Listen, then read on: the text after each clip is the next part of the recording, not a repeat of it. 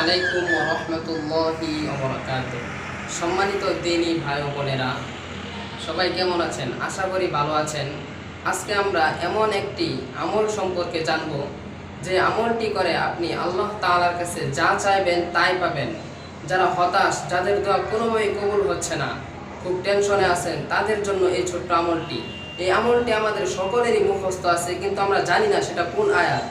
কুরআন শরীফের সূরা ফাতিহার একটা আয়াত, সামান্য একটা ছোট্ট আয়াত। এটা আমরা সবাই পারি, সবারই মুখস্থ।